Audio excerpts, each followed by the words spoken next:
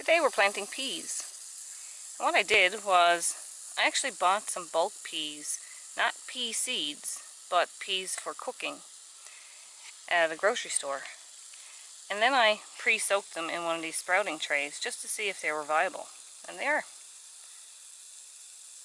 So once they sprout like this, you know they're viable and you can go ahead and plant them.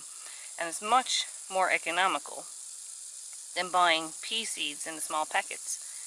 Sometimes you won't know the variety, and that's okay. I'm mostly using these for nitrogen fixers as I'm trialing a bed here for planting oats. And oats and peas are good companions. So it's really not that difficult to plant peas once you know they're sprouted. I have some deer fencing up here. I'm just going to move some of the soil back towards the fencing a little bit, haul out any sticks and twigs. And I want to go generally about the depth of my full finger and make holes.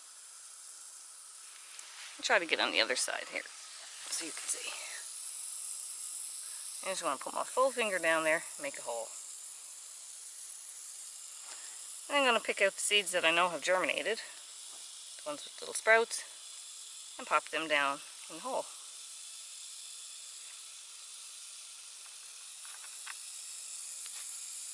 And just cover them in,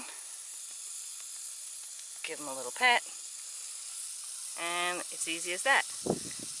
Want to have something that they can grow up over. This is a little bit of a shaded spot.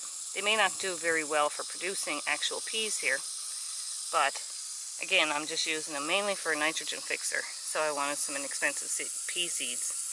So that's a great way to find some seeds.